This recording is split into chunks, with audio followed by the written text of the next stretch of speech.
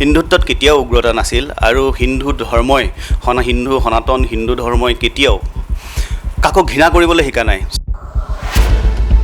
গেৰুৱা বসন পিন্ধি সেন্দুৰৰ তিলক লৈ পেলাই বিভিন্নজনে হিন্দুত্ববাদ বুলি চিঞৰ বাখৰ কৰিবলৈ যায়। আমাৰ মুছলমানৰ লগত কোনো ধৰণৰ শত্ৰুতা নাই।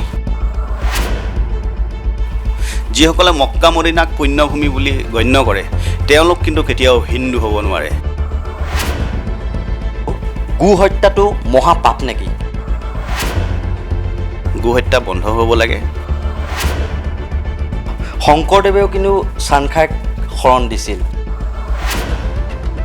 চানখাই মুছলমান নাছিল।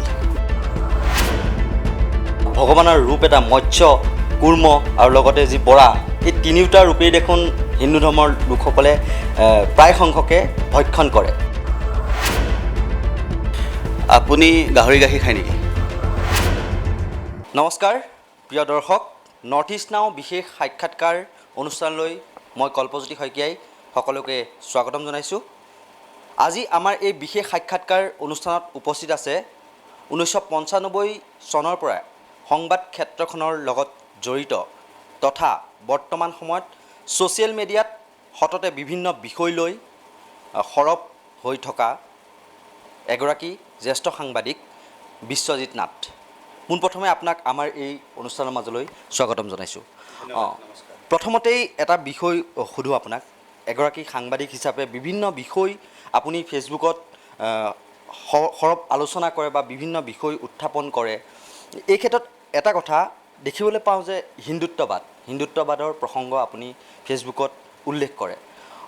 আপোনাৰ মতে এই যি হিন্দুত্ববাদ বা হিন্দুত্ব, সেইটোৰ অৰ্থটো কি ক'ব? হয়, প্ৰথম কথাটো হ'ল হিন্দুত্ব এটা জীৱন প্ৰণালী। Hindutva is a way of life. হিন্দুত্বই আমাক জীৱনত কেনেকৈ চলিব লাগে, ৰাতিপুৱা শুই উঠাৰ পৰা গধূলি বিচনাত যোৱালৈকে, সেইটোৱেই হ'ল এটা জীৱন পদ্ধতি। আৰু সেই জীৱন পদ্ধতিত বিশ্বাসী ব্যক্তিসকলক হিন্দু বুলি কোৱা হয়। হিন্দুত্ব মই ভাবোঁ এটা বিশেষভাৱে জীৱন প্ৰণালী। এতিয়া বিভিন্ন সময়ত বিভিন্নজনে কয় যে নামঘৰ, মন্দিৰ ইত্যাদি অনুষ্ঠানলৈ যোৱাটো ধৰ্ম নেকি, হিন্দুত্ব নেকি? মই ক'ম নিশ্চিতভাৱে নহয়। মই ৰাতিপুৱাৰ পৰা গধূলিলৈকে নামঘৰ মন্দিৰত টিলিঙা বজাই, দবা বজাই মই যেতিয়া নিজৰ কৰ্মক্ষেত্ৰলৈ যাওঁ, কৰ্মক্ষেত্ৰত যোৱাৰ পাছত মই ছাপ'জ কোনোবা এটা চৰকাৰী অফিচৰ চাকৰিয়াল, মই টেবুলৰ তলেদি যদি পইচা লওঁ, তেতিয়াহ'লে মোৰ ধৰ্মটো হ'ব দুৰ্নীতি আৰু মোৰ ঈশ্বৰেই হ'ব দুৰ্নীতি। তেনে ক্ষেত্ৰত মই ভাবোঁ জীৱন পদ্ধতিহে হিন্দুত্ব। এতিয়া আমি সৰুৰ পৰা লক্ষ্য কৰি আহিছোঁ, মোৰ আগতে আইতা থাকোঁতে আৰু এতিয়া মায়েও ঘৰৰ বাহিৰত এটা চৰিয়াত পানী থৈ দিছিল। আইতাক সুধিছিলোঁ যে আইতা পানী কিয় থৈ দিছিল? আইতাই কৈছে ৰাতি যদি কুকুৰ মেকুৰী পিয়াহ লাগে কি খাব? সেইটো কাৰণে যে আমাৰ এই হিন্দুত্বৰ জীৱন পদ্ধতিয়ে আমাক সমস্ত জীৱ জগতৰ কল্যাণৰ কথা শিকাইছে। সমস্ত জীৱ জগতৰ কল্যাণ আমি কেনেকৈ চলিব লাগে সেয়া হিন্দুত্বই আমাক শিকাইছে। আৰু এটা কথা এইখিনিতে আমি উল্লেখ কৰিব লাগিব যে বিভিন্ন সময়ত উগ্ৰ হিন্দুত্ববাদৰ যিটো তাৰমানে ভাৱধাৰা বৰ্তমান সময়ত চলি আছে, এনেকুৱা নেকি হিন্দুত্বটো যে অন্য ধৰ্মক আমি ঘৃণ কৰিব লাগে, নিজৰ ধৰ্মটোৱে সকলোতকৈ ওপৰত, সেই তেনেকুৱা নেকি? আপোনাৰ মতে কি সেইটো? নিশ্চিতভাৱে নহয়। হিন্দুত্বত কেতিয়াও উগ্ৰতা নাছিলে। যদিহে হিন্দুত্বত উগ্ৰতা থাকিলে হয়, আজি বাবৰে ৰাম মন্দিৰ ভাঙি মছজিদ নিৰ্মাণ কৰিব নোৱাৰিলে হয়, মোগলৰ আগ্ৰাসন নহ'লে হয়। হিন্দুত্বত কেতিয়াও উগ্ৰতা নাছিল আৰু সনাতন হিন্দু ধৰ্মই কেতিয়াও কাকো ঘৃণা কৰিবলৈ শিকা নাই। স্বয়ং আমাৰ ইয়াত শ্ৰীমন্ত শংকৰদেৱ গুৰুজনাই কৈ থৈ গৈছে, সমস্ত ভূততে দেখিবাক নাৰায়ণ, আতপৰে অন্য ধৰ্ম হবে বিড়ম্বন। ইয়াৰ উপৰি বৰগীতত গুৰুজনাই কৈছে, যত জীৱ জংগম কীট পতংগম অগনগ জগতেৰি কায়া। আৰু কি কৈছে? কুকুৰৰ চিগালৰ গদৰ ভৰু আত্মাৰাম জানিয়া সবাকো কৰিবা প্ৰণাম। তেনে ক্ষেত্ৰত হিন্দুত্বই বা সনাতন ধৰ্মই কাকো ঘৃণা কৰিবলৈ, কাকো বেয়া পাবলৈ শিকোৱা নাই। কিন্তু যদিহে আজিৰ তাৰিখত কিছুমান ব্যক্তিয়ে মই ইয়াত দেখিছোঁ যে কিছুমান নিৰ্দিষ্ট ধৰ্মাৱলম্বীৰ ব্যক্তিক প্ৰতি ঘৃণা, আমাৰ সেই ঘৃণা নাই। হিন্দুত্বত ঘৃণা কোনেও কাকো শিকোৱা নাই। হয়, বৰ্তমান সময়ত একাংশ হিন্দুত্ববাদী নেতাই যি প্ৰচাৰ চলাই আছে সামাজিক মাধ্যমৰ জৰিয়তেই হওক তেওঁলোকে এনেকুৱা ধৰণৰ দেখুওৱা হৈছে যে মুছলমান মানেই যেন অসমৰ প্ৰত্যেকজন মুছলমানৰ তেওঁলোক বিদ্বেষী, এনেকুৱা ধৰণৰ কিছুমান ভাৱধাৰাৰে সমাজখনক পৰিচালিত কৰিব বিচাৰিছে, যাৰ ফলস্বৰূপত এই যি উগ্ৰ হিন্দুত্ববাদ, সেই উগ্ৰ হিন্দুত্ববাদে অসমৰ যি জাতীয়তাবাদ বা অসমীয়াত্ব সেইটো কিছু পৰিমাণে ম্লান কৰিব নেকি, বা সেই অসমীয়াত্ব স্তব্ধ হৈ যাব নেকি, কি ভাবে? হয়, এতিয়া বিভিন্ন সময়ত আমি দেখিছোঁ আপোনাৰ যে গেৰুৱা বসন পিন্ধি সেন্দুৰৰ তিলক লৈ পেলাই বিভিন্নজনে হিন্দুত্ববাদ বুলি চিঞৰ বাখৰ কৰিবলৈ যায়।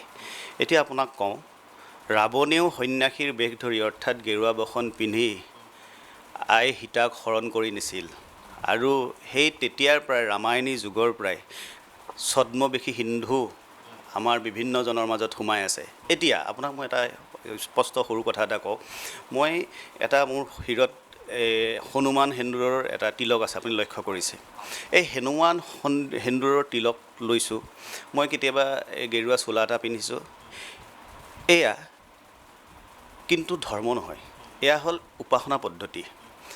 কোনোবা মন্দিৰলৈ যায়, কোনোবা নামঘৰলৈ যায়, কোনোবা গীৰ্জালৈ যায়, কোনোবা মছজিদলৈ যায়। এইবোৰ কিন্তু ধৰ্ম নহয় মোৰ দৃষ্টিত হ'ল এইবোৰ একোটা উপাসনা পদ্ধতি, ৱে অফ ৱৰ্শ্বিপ। তেনে ক্ষেত্ৰত যিসকল ব্যক্তিয়ে আপোনাৰ হিন্দুত্ববাদী বুলি বা বিভিন্ন ধৰণৰ আচৰণ কৰি মুছলমান সম্প্ৰদায়ক, স্পষ্টভাৱে কৈছোঁ, মুছলমান সম্প্ৰদায়ক তীব্ৰভাৱে আক্ৰমণ কৰিছে।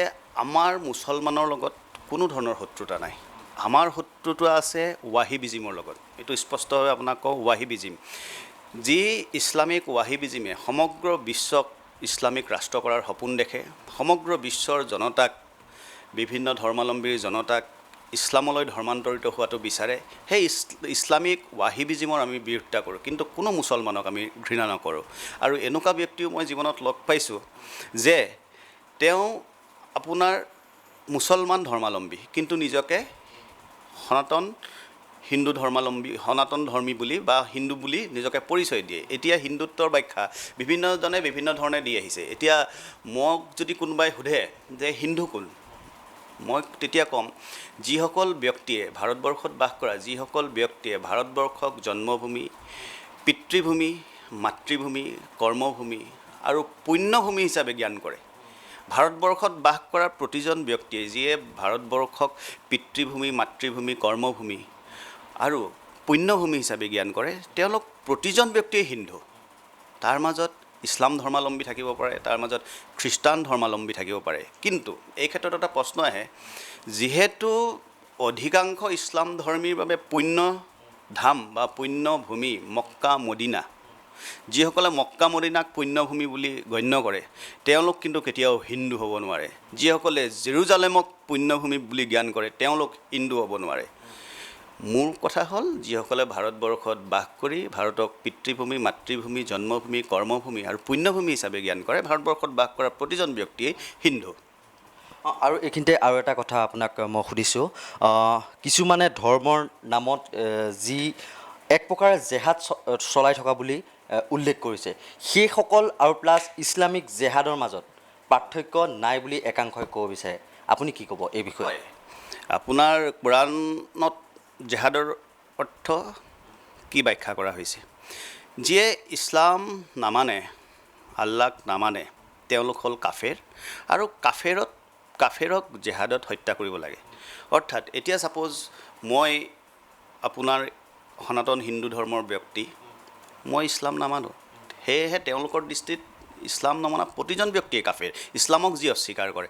কিন্তু আজিৰ তাৰিখত আমাৰ সনাতন হিন্দু ধৰ্মৰ কোনোবা এখন গ্ৰন্থত যি সনাতন ধৰ্মাৱলম্বী নহয়, যি হিন্দু নহয়, তাক হত্যা কৰিব লাগে বুলি লিখা আছে নেকি? নিশ্চিতভাৱে লিখা নাই। এতিয়া আপোনাৰ কোৰাণে কি কৈছে? কোৰাণে কৈছে তুমি ভাল মুছলমান হোৱা, বাইবেলে কৈছে তুমি ভাল খ্ৰীষ্টান হোৱা, আৰু আমাৰ শ্ৰীমদ ভাগৱত গীতাই কৈছে তুমি ভাল মানুহ হোৱা। আজি বহু বছৰ আগতে চিকাগোত বিশ্ব ধৰ্ম সভাত স্বামী বিবেকানন্দ গৈছিল। তাত বিদেশৰ যিসকল বক্তাই ভাষণ দিছিলে, তেওঁলোকে লেডিজ এণ্ড জেণ্টেলমেন বুলি কৈছিলে, কিন্তু স্বামী বিবেকানন্দই কৈছিলে ডিয়েৰ ব্ৰাদাৰ এণ্ড ছিষ্টাৰ, ভাতৃ আৰু ভনীসকল। সেয়াই আছিল বসুদৈৱ কুটুম্বকম, অৰ্থাৎ ইউনিভাৰ্চেল ব্ৰাদাৰহুড। ইউনিভাৰ্চেল ব্ৰাদাৰহুড আমি পাশ্চাত্যৰ পৰা শিকাৰ প্ৰয়োজন নাই। আমাক এই ভাৰতীয় দৰ্শন, ভাৰতীয় সভ্যতাই আমাক বসুদৈৱ কুটুম্বকম অৰ্থাৎ ইউনিভাৰ্চেল ব্ৰাদাৰহুডৰ ধাৰণা আমাৰ ইয়াতেই ৰোপণ কৰা হৈছে। নিশ্চয়কৈ আৰু এটা কথা যিটো তাৰমানে কিছুদিন পূৰ্বে ট্ৰেণ্ডিঙত আছিল গো হত্যা প্ৰসংগ বা বাঘে গো মাংস খাবনে নাখাব একাংশই তাৰমানে বিচাৰ কৰিছিল। এই ক্ষেত্ৰত আপোনাক মই সুধিছোঁ গো হত্যাটো মহাপাপ নেকি, কি ক'ব? হয়, পাপ পুণ্য বিচাৰ কৰিব পৰা বাবে মই এতিয়াও নিজেই যোগ্য হোৱা নাই, কিন্তু গো হত্যাৰ প্ৰসংগত আপোনাক মই কওঁ যে আপোনাৰ যি গো হত্যাৰ প্ৰসংগ অতীজৰে পৰা উত্থাপন হৈ আহিছে, শেহতীয়া 4-5 বছৰত অসমতো খুব বেছিকৈ উত্থাপন হৈছে। গো হত্যাৰ প্ৰসংগটো এইটো কেৱল ৰাষ্ট্ৰীয় স্বয়ংসেৱক সংঘ অৰ্থাৎ RSS বা ভাৰতীয় জনতা পাৰ্টি বা বিভিন্ন হিন্দুত্ববাদী সংগঠনৰ ইছ্যু নহয়।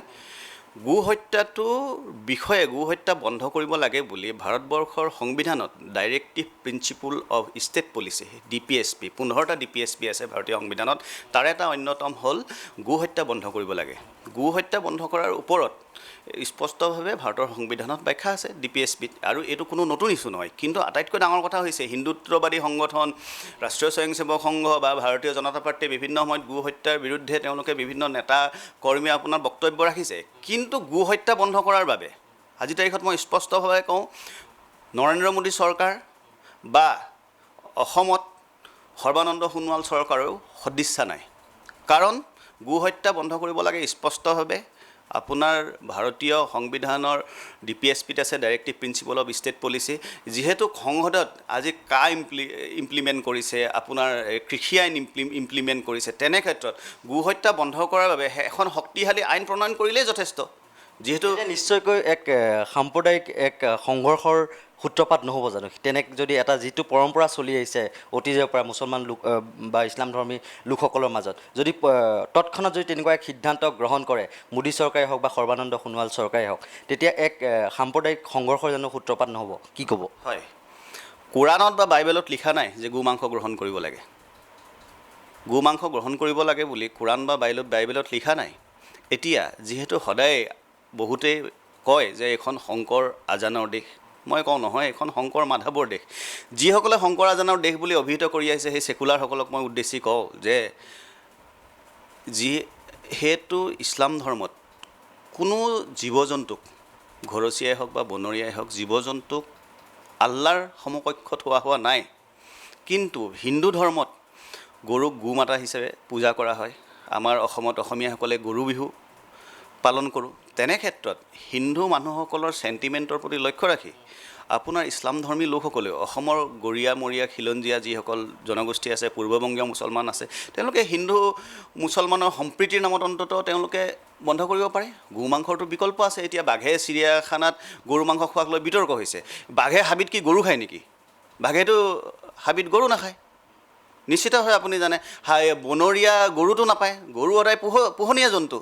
তেনে ক্ষেত্ৰত আপোনাৰ উত্তৰ প্ৰদেশত হওক, হাৰিয়ানাত হওক, বিভিন্ন তেওঁলোকৰ চৰকাৰে গো হত্যাত প্ৰতিবন্ধকতা আৰোপ কৰিছে। তাৰ চিৰিয়াখানাত বাঘ আৰু সিংহই গৰু খাবলৈ নাপায় আত্মহত্যা কৰিছে নে মৰিছে? তেনেকুৱাতো হোৱা নাই। কিন্তু অসমত এই প্ৰতিবাদৰ ধাৰাটো ভুল হ'ল, উদ্দেশ্যটো ভুল হোৱা নাই। প্ৰতিবাদৰ ধাৰাটো ভুল হ'ল যে বাঘেটো আৰু হেৰিত কি খায়, বনত গৰুটো নাখায়, বাঘে হৰিণা খাব। তাত যিসমূহ জীৱ জন্তু আছে, বনৰীয়া জীৱ জন্তু, ওচৰৰ মানুহৰতো গৰুটো খায়, কেতিয়াবা গোহালি গৰুটোতো কেতিয়াবা খায়গৈ, বাঘে গৰু খালে বুলি এটা হেৰি হয়। তেনেকুৱা চৰি থকা গৰু খায়, গৰু খায় বিভিন্ন সময়ত, কিন্তু সেইটো কোইনচিডেণ্টলি খায়। সদায় আৰু বাঘেতো গৰু বিচাৰি নাহে। বাঘ যিহেতু এই ক্ষেত্ৰত কিছু সংখ্যক পশু চিকিৎসা বিজ্ঞানীও উল্লেখ কৰিছে যে যিটো গো মাংস, সেই গো মাংসটো বাঘৰ বাবে অতিকৈ প্ৰয়োজনীয়। যি অন্য মাংসই সেই যি গো মাংসৰ চাহিদা সেইটো পূৰণ কৰিব নোৱাৰে বুলি বিভিন্ন সংখ্যক পশু চিকিৎসকেও দাবী কৰিছে। আৰু মই যিহেতু গো মাংসৰ প্ৰসংগটো উত্থাপন হৈছে, সিদিনাখন অলপত কিছু সংখ্যক গোড়া হিন্দুত্ববাদী সংগঠনে চিৰিয়াখানাৰ সন্মুখত এখন বাহন ৰখাই পেলাই প্ৰতিবাদ কৰিছিল, যাৰ কাৰণে সমগ্ৰ অসমতে বা ছ'চিয়েল মিডিয়াত বিষয়টোৰ এক সৰব চৰ্চা হৈছিল। আপুনি কি ক'ব?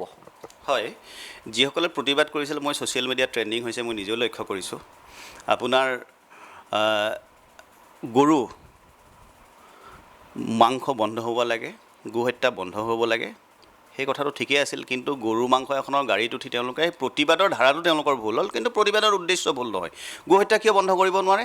কেন্দ্ৰৰ ৰাজ্য চৰকাৰ গো হত্যা বন্ধ কৰিব লাগে বুলি তেওঁলোকৰ যদি নিশ্চিতভাৱে সদিচ্ছা আছে, তেওঁলোকে এখন আইন প্ৰণয়ন কৰিব পাৰে। আপুনি ক'ব খোজে নেকি যে গো হত্যা বন্ধ কৰাৰ ক্ষেত্ৰত সৰ্বানন্দ সোণোৱাল চৰকাৰে হওক বা কেন্দ্ৰীয় চৰকাৰে হওক সম্পূৰ্ণৰূপে বিফল হৈছে? কি ক'ব? নিশ্চিতভাৱে বিফল হৈছে, যিহেতু ভাৰতৰ সংবিধানত এটা স্পষ্টভাৱে লিখা আছে যে গো হত্যা বন্ধ কৰিব লাগে। তাৰ পাছতো নৰেন্দ্ৰ মোদী চৰকাৰ বা অসমত সৰ্বানন্দ সোণোৱাল চৰকাৰে এখন কঠোৰ আপোনাৰ গো হত্যা নিয়ন্ত্ৰণ আইন এখন প্ৰণয়ন কৰি পেলাই তেওঁলোকে নিশ্চিতভাৱে বন্ধ কৰিব পাৰে, কিন্তু আজিলৈকে বন্ধ কৰা দেখা নগ'ল। মই ভাবোঁ যে বিভিন্ন ক্ষেত্ৰত তেওঁলোকে আজি মোগলৰ কথা কয়, হিন্দুত্বৰ কথা কয়, এইবোৰ একোনোকৰ মুখা। নিৰ্বাচনী ৰাজনীতিত জয়ী হ'বলৈ তেওঁলোকৰ মুখা। সেয়া আৰু এটা কথা, হিন্দুত্ববাদত মানৱতা নাই নেকি? আপুনি কি ক'ব বিচাৰে? হয়, মই আগতেই কৈছোঁ যে আপোনাৰ কোৰাণত আছে তুমি ভাল মুছলমান হোৱা, বাইবেলত আছে তুমি ভাল খ্ৰীষ্টান হোৱা, আৰু আমাৰ শ্ৰীমদ ভাগৱত গীতাত কি কৈছে? তুমি ভাল মানুহ হোৱা। তেনে ক্ষেত্ৰত মই পূৰ্বে আপোনাক উদাহৰণ দিছিলোঁ যে মই আগতেও বিভিন্ন সময়ত লিখিছোঁ যে এই শংকৰ মাধৱৰ ভূমিৰ মানুহক নতুনকৈ ৰাষ্ট্ৰীয়তাবাদ, হিন্দুত্ববাদ, একাত্ম মানৱতাবাদ শিকাব নালাগে। তাৰ মই আপোনাক 3টা উদাহৰণ দিওঁ। একাত্ম মানৱতাবাদী শংকৰদেৱ, কুকুৰ চিগাল গদৰ ভৰু আত্মাৰাম জানিয়া হবাকো কৰিবা প্ৰণাম, যত জীৱ জংগম কীট পতংগম অগণগ জগতেৰি কায়া, সমস্ত ভূতৰে দেখিবাক নাৰায়ণ, আতপৰে অন্য ধৰ্ম হবে বিড়ম্বন। ইয়াৰ পাছত ৰাষ্ট্ৰবাদী শংকৰদেৱ, ধন্য ধন্য ভাৰত বৰিষ, ধন্য ধন্য কলিকাল ভাল, ধন্য ধন্য নৰতন ভাল। আৰু হিন্দুত্ববাদী শংকৰদেৱ, কীৰ্তনত কি লিখা আছে? জয় জয় ৰাম, জয় শ্ৰীৰাম, জয় সনাতন হৰিয়ে, শ্ৰীৰামৰ গুণানু কীৰ্তন কৰা হৈছে। আৰু অসমত স্বাধীনোত্তৰ কালৰ পৰাই লেফ্ট আৰু আল্ট্ৰা লেফ্ট দুটা শক্তি অতি শক্তিশালী হৈ আছে। তাৰ পাছতো অসমৰ মানুহ শংকৰ মাধৱ মহাপুৰুষ দুজনাৰ শিক্ষা আৰু দীক্ষাৰে দীক্ষিত হৈ থকাৰ বাবেহে অসমত সুপন্থী ৰাজনীতি আজিও দপদপাই আছে, নহ'লে কেৰেলাৰ দৰে মানে বামপন্থীৰ বধ্যভূমিত পৰিণত হ'ল হয়। শংকৰ মাধৱৰ শিক্ষা আৰু দীক্ষাৰে অসম ভূমিৰ মানুহ দীক্ষিত হৈ থকাৰ বাবে আজি তাৰিখত অসমখন সুপন্থী ৰাজনীতিৰ দপদপাই থাকিব পাৰিছে। আৰু এটা কথা কওঁ, শংকৰদেৱেও কিন্তু চানখাইক শৰণ দিছিল বা আঁকোৱালি ল'বলৈ চেষ্টা কৰিছিল, তেওঁ কোনো ভেদভাৱ ৰখা নাছিল। এই ক্ষেত্ৰত আপুনি কি ক'ব বিচাৰে? প্ৰথম কথা হ'ল চানখাই মুছলমান নাছিল। মই ইতিমধ্যে এইটো বিষয়ত লিখিছোঁ ছ'চিয়েল মিডিয়াত। চানখাই মুছলমান নাছিল। যিসমূহ কথাগুৰুৰ চৰিতসমূহ আপুনি অধ্যয়ন কৰিলে দেখা পাব, বিভিন্ন সময়ত বামপন্থী ইতিহাসকাৰে কথাগুৰু চৰিতসমূহ বিকৃত কৰিছে। তাৰ পাছতো আপুনি ডক্টৰ সঞ্জীৱ কুমাৰ বৰকাকতিৰ পূৰ্ণাংগ গুৰুচৰিতখন আপুনি যদি অধ্যয়ন কৰে খুব ভালদৰে, আপুনি তাত লক্ষ্য কৰিব শংকৰদেৱৰ সৰুকালত, গুৰুজনাৰ সৰুকালত তেওঁ এজন চান উপাধিধাৰীৰ বন্ধু আছিল। আৰু শংকৰদেৱৰ পূৰ্বপুৰুষসকলে খাঁ, গিৰি ইত্যাদি উপাধি লিখিছিল। আৰু দ্বিতীয় কথাটো হ'ল পৰৱৰ্তী সময়ত সেই শংকৰদেৱৰ কাণ সমনীয়া বন্ধুজনে পৰৱৰ্তী সময়ত চানখাই হোৱাৰ সম্ভাৱনা অত্যাধিক। আৰু যদিহে চানখাই মুছলমান আছিল তেতিয়াহ'লে আপোনাৰ চানখাই পৰিয়াল ক'ত গ'ল? তেওঁলোক হিন্দু হৈ আছেনে? সনাতন হিন্দু ধৰ্মাৱলম্বী হৈ আছেনে? চানখাইটো পৰিয়াল আজিলৈকে কোনেও দেখাব পৰা নাই। গুৰু দুজনাৰ লগত সম্পৰ্ক থকা যিসকল আতৈসকল, মথুৰা দাস বুঢ়াহাটা, নাৰায়ণ দাস ঠাকুৰহাটা, তেওঁলোকৰ বংশাৱলী আছে, কিন্তু চানখাই বংশাৱলী আছে জানো? নিশ্চিতভাৱে নাই। চানখাই হয় এটা কাল্পনিক চৰিত্ৰ, নহয় চানখাই মুছলমান নাছিল, তাৰ ভিতৰত এটা।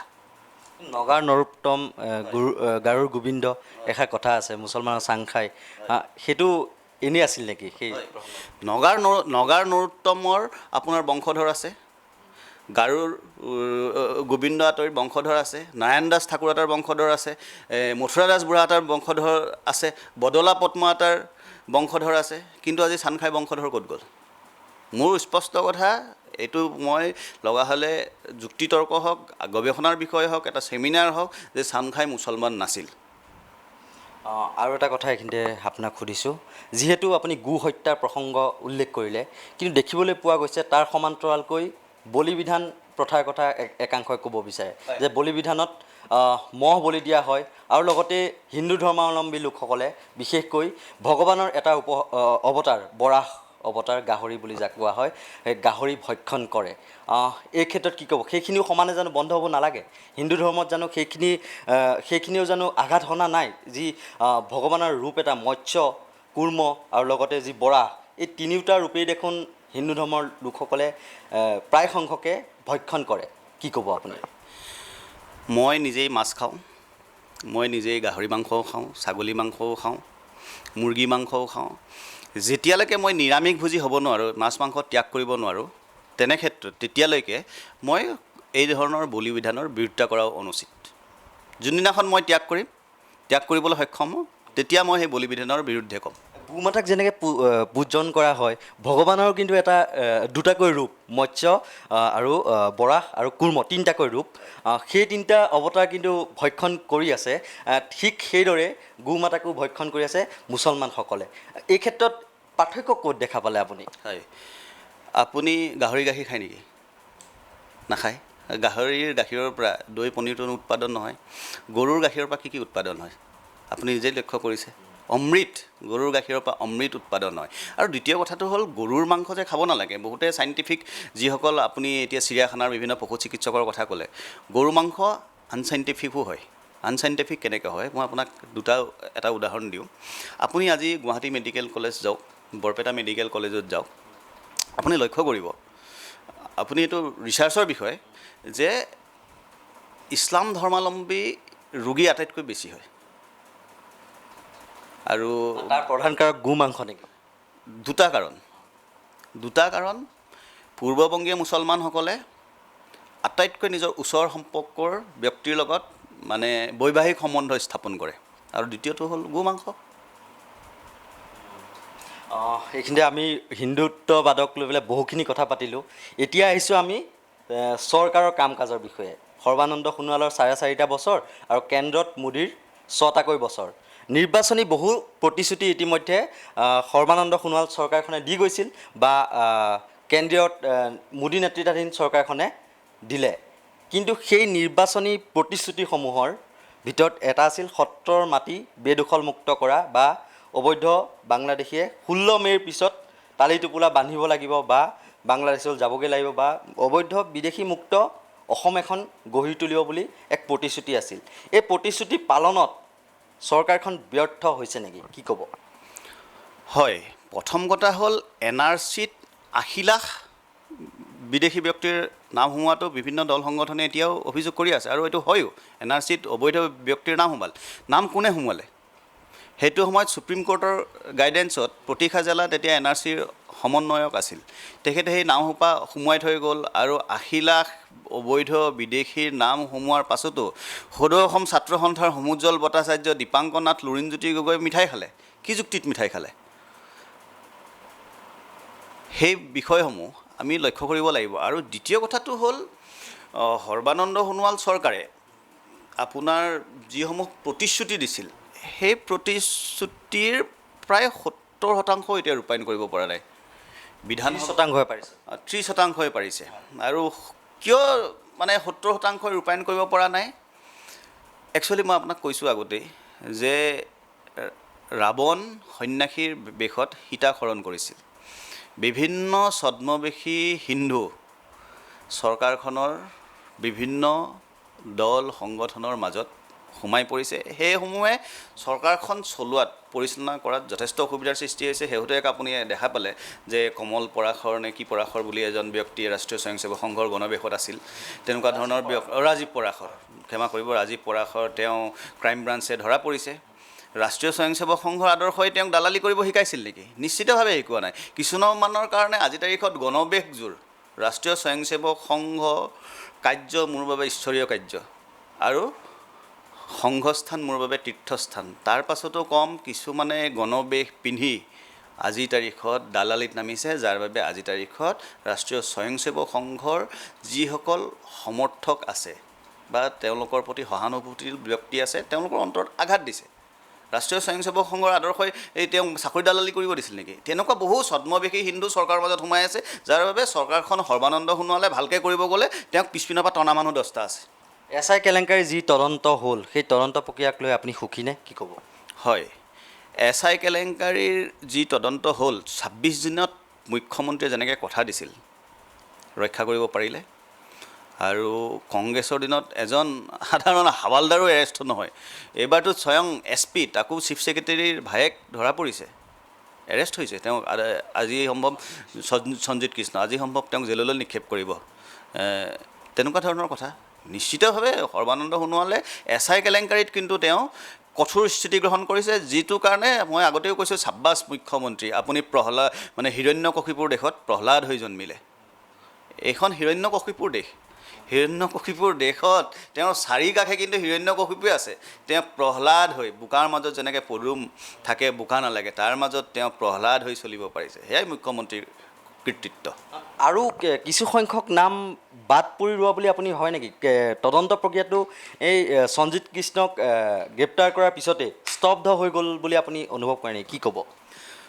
মোৰ এটা ধাৰণা হৈছে দেই মোৰ সাংবাদিক যদিও মোৰ কোনো নিশ্চিত তথ্য নাই 40 লাখ টকাৰ বাবে সঞ্জিত কৃষ্ণই এই কামটো কৰিছিলে মই ভাবোঁ যে এইটো 40 লাখ টকাৰ কেলকুলেশ্যন নহয় এইটো 10 কোটি টকাৰো কেলকুলেশ্যন নহয় এইটো 100 কোটি টকাৰো কেলকুলেশ্যন নহয় এইটো মই ভাবোঁ গৃহ বিভাগক ব্যৰ্থ কৰাৰ এটা ষড়যন্ত্ৰ মই আপোনাক এটা পুৰণা উদাহৰণ দিওঁ যোৱা বছৰ আপোনাৰ বিশ্বকৰ্মা পূজাৰ সময়ত বুঢ়া মংগলদৈ বুঢ়া থানাৰ OC মহেন্দ্ৰ শৰ্মাই এই কেইগৰাকীমান মহিলাক গুৱাহাটীৰ 6 মাইলত পৰা ধৰি লৈ গৈছিল ধৰি লৈ যোৱাৰ পাছত উলংঘ কৰি প্ৰহাৰ কৰা বুলি ছ'চিয়েল মিডিয়াতে বা নিউজ চেনেলতে বাতৰি কাকততে খুব প্ৰচাৰ হৈছিল সেইটো সময়ত মই গোটেই বিষয়টো অনুসন্ধান কৰি গম পালোঁ যে তেনেকুৱা কোনো ধৰণৰ ঘটনা হোৱা নাছিল ছ'চিয়েল মিডিয়াত মই ট্ৰেণ্ড সলনি কৰি দিছিলোঁ কিন্তু এছামে গৃহ বিভাগ ব্যৰ্থ মুখ্যমন্ত্ৰীয়ে গৃহ বিভাগৰ আপোনাৰ দায়িত্বৰ পৰা অব্যাহতি ল'ব লাগে গৃহ বিভাগ অমুকক দিব লাগে গৃহ বিভাগ তমুকক দিব লাগে এটা ট্ৰেণ্ড বনাইছিলে কিন্তু মই সেই ট্ৰেণ্ড বন্ধ কৰি দিবলৈ সক্ষম হৈছিলোঁ তাৰপিছত যিটো গোটেই লাভ জেহাদৰ বিষয় আছিল সেইটো এক্সপ'জো হ'ল পিছত তেনেকুৱা ভাবোঁ যে SI কেলেংকাৰীটোত মুখ্যমন্ত্ৰীৰ গৃহ বিভাগ ব্যৰ্থ মুখ্যমন্ত্ৰীয়ে একোৱেই নাজানে তেওঁক নাকৰ তলত কি হৈ আছে তেনেকুৱা ধৰণৰ এটা ষড়যন্ত্ৰ বুলি মই ভাবোঁহে কিন্তু মোৰ কোনো তথ্য নাই 2016 চনত শৰাইঘাটৰ শেষৰণ বুলি কৈ পেলাই গাদী দখল কৰিছিল কিন্তু বৰ্তমান সময়তো দেখা পোৱা গৈছে যে স্বয়ং মুখ্যমন্ত্ৰীৰ মুখতেই মোগলৰ আগ্ৰাসনৰ প্ৰসংগ আৰু তেওঁ নিজ মুখে উল্লেখ কৰিছে যে বৰ্তমানো খিলঞ্জীয়া যিসকল ভূমিপুত্ৰ সেইসকল সুৰক্ষিত নহয় কিন্তু যি প্ৰতিশ্ৰুতি দি শাসনলৈ আহিছিল সেই প্ৰতিশ্ৰুতি পূৰণত বিফল হ'ল বাবেই পুনৰ আকৌ এনেকুৱা ধৰণৰ কিছুমান মন্তব্য কৰিছে নেকি বা মোগলৰ আগ্ৰাসনৰ প্ৰসংগটোৰেই পুনৰ আকৌ 2021ত গাদী দখলৰ কুচকাৱাজ কৰিছে নেকি সৰ্বানন্দ সোণোৱাল চৰকাৰে আপুনি বিষয়টো